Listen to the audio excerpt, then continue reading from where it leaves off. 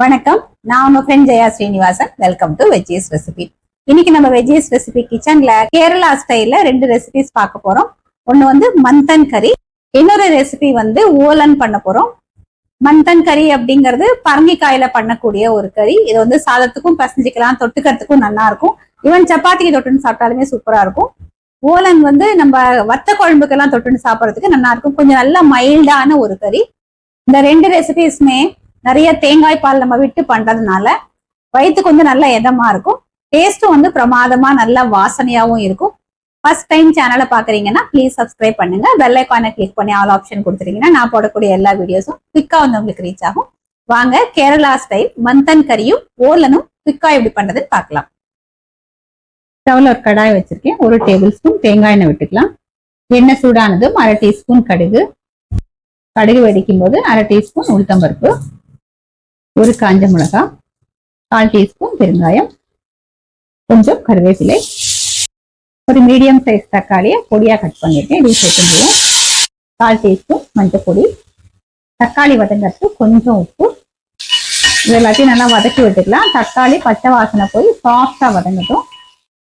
தக்காளி வதங்கிறதுக்குள்ள 2 table spoon தேங்காய் துருவல் எடுத்துட்டு இருக்கேன். வந்து தண்ணி விட்டு அரைச்சி கொஞ்சம் தேங்காய் பால் வந்து கொஞ்சம் தண்ணியா நம்ம எடுத்துக்கணும்.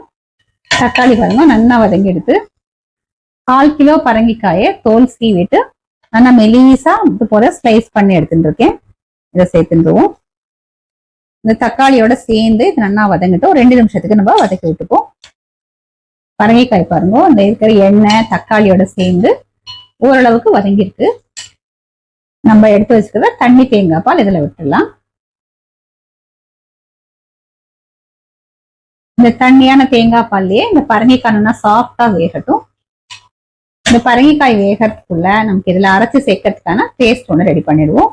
மிக்ஸி ஜார்ல ஒரு 3 டேபிள் ஸ்பூன் தேங்காய் துருவல், 1/2 டீஸ்பூன் ஜீரகம், 2 பச்சை மிளகாய், சின்ன பச்சை மிளகாயா இருக்கிறதுனால 2 எடுத்துருக்கேன்.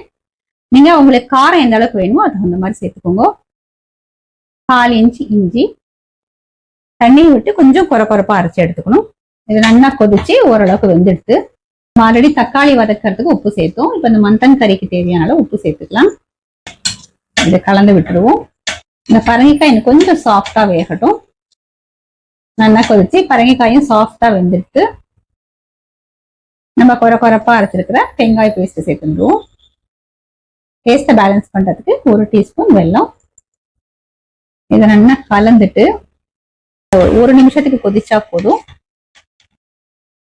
தேங்காய் அரைச்சி சேர்த்ததுக்கு அப்புறம் 1 நிமிஷத்துக்கு இது நல்லா கொதிச்செடுத்து இது போல கொஞ்சம் திக்கா தான் இருக்கும். இது நமக்கு சாதத்துக்கு மட்டும் இல்ல சப்பாத்திக்கு தொட்டுக்கிறதுக்குமே பிரமாதமா இருக்கும். ஒரு கைப்பிடி அளவுக்கு பொடியா கட் பண்ண கொத்தமல்லியை தூவிட்டு இதை நல்லா மிக்ஸ் பண்ணிட்டு நம்ம ஸ்டவ் ஆஃப் பண்ணிக்கலாம். இந்த மந்தன் கறியை வேற பவுலுக்கு நம்ம மாத்திப்போம். ஓலன் பண்றதுக்கு ஒரு கைப்பிடி அளவுக்கு காராமணி நல்லா வாஷ் பண்ணிட்டு 1 மணி நேரம் ஊற வச்சிருக்கேன். குக்கர்ல எடுத்துட்டு இருக்கேன். குக்கர் மூடியை மூடிட்டு 2 விசில் வர வரைக்கும் நம்ம வேக வச்சு எடுத்துக்கலாம். குக்கர் விசில் வரதுக்குள்ள 1 மூடி தேங்காய் துருவல் நான் துருவி எடுத்துட்டு இருக்கேன். இதை வந்து மிக்சியில தண்ணி விட்டு அரைச்சி ஒரு 1/2 கப்பு திக்கான தேங்காய் பாலும் 1/2 கப்பு கொஞ்சம் தண்ணி தேங்காய் பாலும் நம்ம எடுத்துக்கணும். குக்கர் விசில் வரதுக்குள்ள 1/4 கிலோ பூசணிக்காயை தோல் சீவிட்டு இது போல கட் பண்ணிருக்கேன். அதை வந்து இந்த பாத்திரத்துல சேர்த்துக்கலாம். இது வேகிறதுக்கு நம்ம தேங்காய் பால் எடுத்திருக்கோம் இல்லையா, தண்ணி தேங்காய் பால், அதையே இதுல விட்டுருவோம். இந்த பூசணிக்காய் வந்து அந்த தேங்காய் பால்லயே நல்லா வேகட்டும். தேங்காய் பால்லயே பூசணிக்காய் பாருங்க நல்லா வெந்துருக்கு பாருங்க, அழகா சாஃப்டா வெந்திருக்கு. இதுல நம்ம வேக வச்ச காராமணியை சேர்த்துருவோம். இது சேர்ந்து நல்லா கொதிச்சு வரட்டும். இதுல கொஞ்சம் கருவேப்பிலை, தேவையான அளவு உப்பு, 2 பச்சை மிளகாயை ஸ்லிட் பண்ணி சேர்த்துக்கலாம். இந்த ஓலனுக்கு வந்து இந்த பச்சை மிளகாயோட காரம் தான், அதனால உங்களுக்கு எந்த அளவுக்கு காரம் வேணுமோ அதுக்கு தகுந்த மாதிரி சேர்த்துக்கோங்க. இது சேர்ந்து கொதிச்சு வரட்டும். அப்பதான் வந்து இந்த பச்சை மிளகாயோட காரமும் வந்து இதுல இறங்கும். பாருங்க சேர்ந்து நல்லா கொதிச்செடுத்து கொஞ்சம் ஃப்ரெஷ்ஷான கருவேப்பிலை. இது மேலே நல்லா 1 டேபிள் ஸ்பூன் அளவுக்கு தேங்காய் எண்ணெய் விட்டுக்கலாம். திக்கான தேங்காய் பால் 1/2 கப்பு இதில் கடைசியாக விட்டுக்கணும். இதை நல்லா மிக்ஸ் பண்ணிவிட்டு ஒரு தட்டு போட்டு மூடிடலாம். ஒரு 5 நிமிஷம் கழித்து நம்ம இதை சர்விங் பவுலுக்கு மாற்றிப்போம். மந்தன் கறியும் ஓலனும் சூப்பராக ரெடி ஆகிடுது. நான் வந்து தொகையல் சாதம் பசஞ்சின்னு இருக்கேன். இந்த பரங்கிக்காய் கறியை வந்து நம்ம சாதத்துக்கு பசஞ்சிருந்தாலும் நல்லா இருக்கும். சூடு ஆற ஆற நான் சொன்ன மாதிரி அழகாக திக்காக எடுத்து பாருங்க. ஓலன் வந்து நம்ம அவியல் மாதிரி நல்லா மைல்டாவே இருக்கும். தொகையல் சாதத்துக்கு ஓலன் தொட்டு நம்ம டேஸ்ட் பண்ணி பார்க்கலாம்.